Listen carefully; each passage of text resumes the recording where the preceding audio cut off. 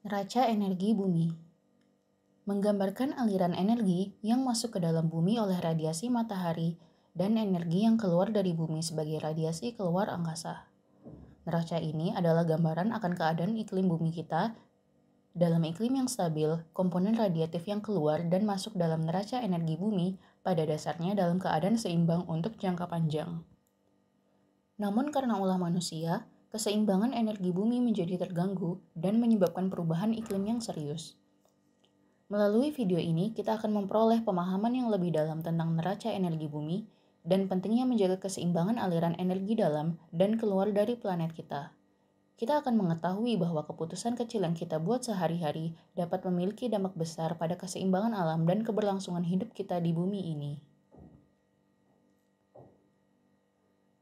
Bumi kita adalah sebuah sistem yang kompleks dan dinamis yang terus berinteraksi dengan energi yang berasal dari matahari. Neraca energi bumi adalah keseimbangan antara radiasi matahari yang masuk dan radiasi yang dipantulkan kembali ke angkasa. Neraca energi ini dapat dipengaruhi oleh banyak faktor termasuk awan. Tanpa awan terdapat 47 watt per meter persegi radiasi matahari yang dipantulkan kembali ke angkasa secara global. Sedangkan 28 watt per meter persegi lebih banyak radiasi termal yang dipancarkan keluar angkasa. Akibatnya terdapat ketidakseimbangan radiatif sebesar 20 watt per meter persegi di atas atmosfer pada langit cerah yang menunjukkan bahwa bumi akan menghangat secara substansial jika tidak ada awan. Oleh karena itu, awan memiliki peran penting dalam mengatur fluks energi global. Sistem perubahan dalam areal awan dapat berdampak pada distribusi energi dalam sistem iklim. Namun mengukur neraca energi bumi tidaklah mudah karena kompleksitas sistem iklim dan ketidakpastian dalam pengukuran radiasi. Dewasa ini telah dikembangkan perkiraan independen yang cenderung sama dengan selisih hanya beberapa watt per meter persegi, meningkatkan kepercayaan dalam penghitungan komponen radiasi permukaan rata-rata global. Radiasi matahari turun dan radiasi termal pada permukaan bumi masing-masing sekitar 185 watt per meter persegi dan 342 watt per meter persegi, berdasarkan pendekatan yang saling melengkapi dengan menggunakan produk satelit dari sensor aktif dan pasif, pengamatan permukaan, dan model sistem bumi.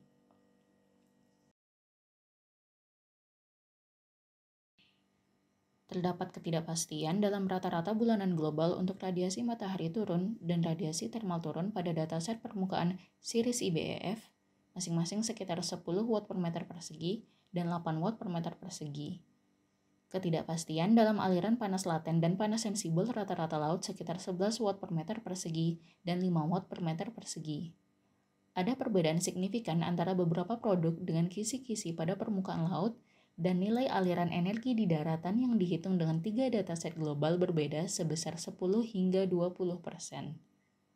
Walaupun demikian, komponen anggaran energi rata-rata global telah diperkirakan dengan lebih akurat sejak AR5, tidak hanya pada top of the atmosphere atau TOE, tetapi juga pada permukaan bumi. Namun perkiraan neraca energi permukaan bumi secara regional dan representasinya dalam model iklim masih memiliki ketidakpastian yang cukup besar. Besarnya komponen neraca energi pada Earth System Models menunjukkan kesepakatan yang lebih baik dengan perkiraan referensi dalam rata-rata global pada generasi model terbaru CMIP6 dibandingkan generasi sebelumnya. Kita dapat melacak perubahan energi pada top of atmosphere dengan menggunakan satelit Ceres. Perubahan ini berdampak pada variabilitas iklim kita, contohnya pada tahun 2008-2009, pengurangan intensitas panas yang keluar dan jumlah radiasi matahari yang dipantulkan mengakibatkan penambahan energi pada sistem iklim kita.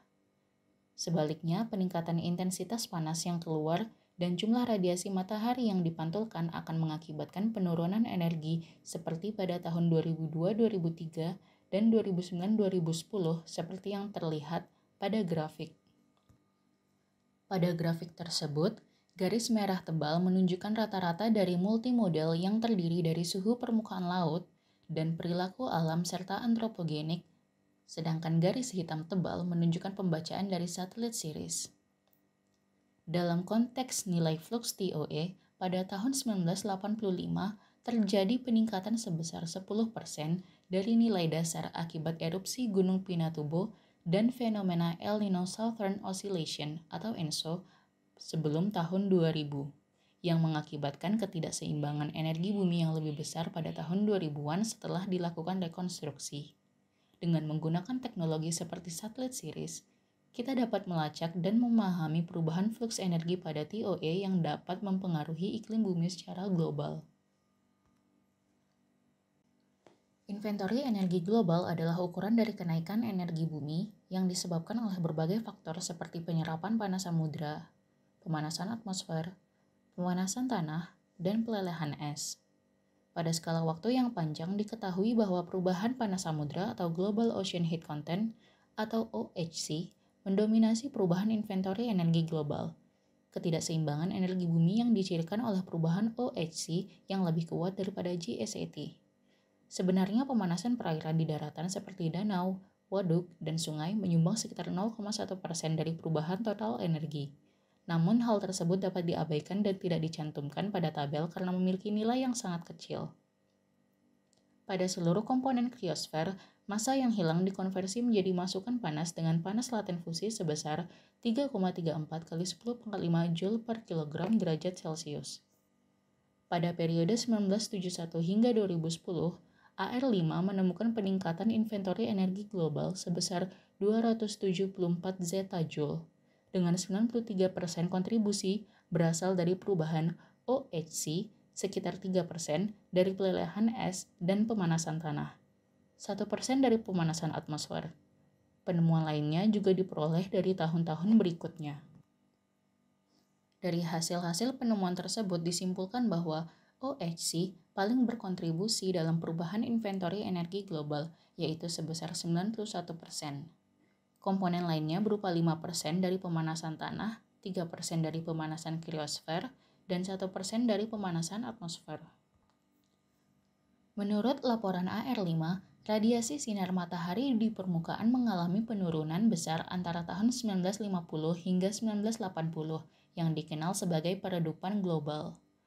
Namun sejak itu terjadi pemulihan sebagian yang disebut sebagai pencerahan.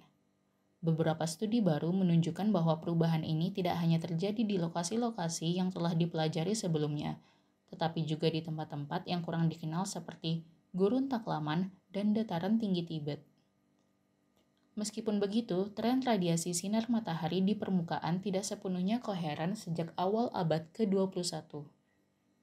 Beberapa bagian dari Eropa dan Amerika Serikat mengalami pencerahan, sementara di tempat lain terjadi peredupan.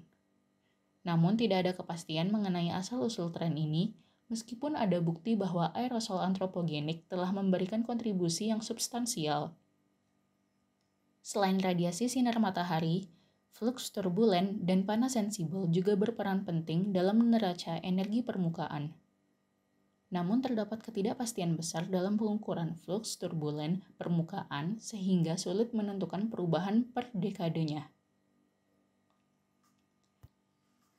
Pada akhirnya kita harus terus memperhatikan perubahan radiasi sinar matahari di permukaan serta faktor-faktor lain yang mempengaruhi neraca energi bumi agar kita dapat mengatasi perubahan iklim yang semakin memprihatinkan.